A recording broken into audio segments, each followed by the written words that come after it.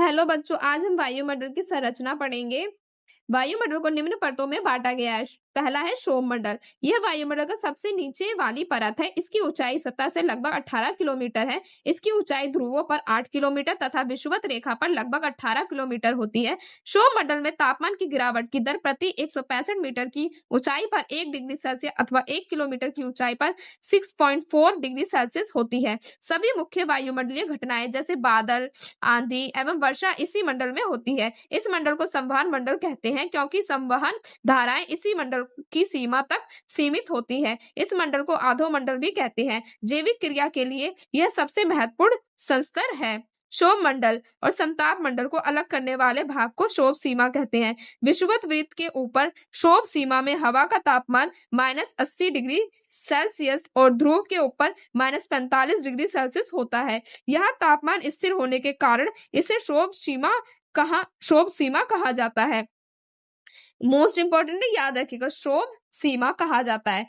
Second है समताप मंडल। समताप मंडल 50 किलोमीटर की ऊंचाई तक है। समताप मंडल की मोटाई ध्रुवों पर सबसे अधिक होती है। कभी कभी विषुवत रेखा पर इसका लोप हो जाता है। इसमें मौसमी घटनाएं जैसे आंधी, बादलों की गरज, बिजली कड़क, धूल कण एवं जल वाष्प आदि कुछ नहीं होती है। इस मंडल में वायुयान उड़ाने की आदर्श दशा पाई जाती है। कभी कभी इस मंडल में विशेष प्रकार के मेघों का निर्माण होता है जिन्हें मूलाभ मेघ कहते हैं। इंपॉर्टेंट है, याद रखिएगा, मूलाभ मेघ कहते हैं। समताप मंडल की एक महत्वपूर्ण लक्षण यह है कि इसमें ओजोन गैस की एक परत पाई जाती है जो सूर्य से आने वाली पराबैंगनी किरणों को अवशोषित कर लेती है। इसलिए इसे पृथ्वी का सुरक्षा कवच कहते हैं। ओजोन परत को नष्ट करने वाली गैस CFC क्लोरोफ्लोरोकार्बन है जो एयर कंडीशनर, रेफ्रिजरेटर आदि से निकलती है। ओजोन परत में क्षरण CFC में उपस्थित सक्रिय क्लोरीन के कारण होती है। ओजोन परत की मोटाई नापने में डाप्सन इकाई का प्रयोग किया जाता है। इंपॉर्टेंट है, ये याद रखिएगा कि जो ओजोन परत की मोटाई है उससे किससे नापते हैं, उसे डाप्सन इकाई का प्रयोग किया जाता है। कुछ विद्वान ओजोन मंडल को एक अलग मंडल मानते हैं। इसकी ऊंचाई 32 किलोमीटर से 60 किलोमीटर के मध्य मानते हैं। इस मंडल में ऊंचाई के साथ तापमान बढ़ता जाता है। प्रति 1 किलोमीटर की ऊंचाई पर तापमान में 5 डिग्री सेल्सियस की वृद्धि होती है। थर्ड है मध्य मंडल। मध्य मंडल समताप मंडल के ठीक ऊपर 80 किलोमीटर की ऊंचाई तक फैला है। इस संस्तर में भी ऊंचाई के साथ साथ तापमान में कमी होने लगती है और 80 किलोमीटर की ऊंचाई तक पहुंचकर यह -100 डिग्री सेल्सियस हो जाता है। मध्य मंडल की ऊपरी परत को मध्य सीमा कहते हैं।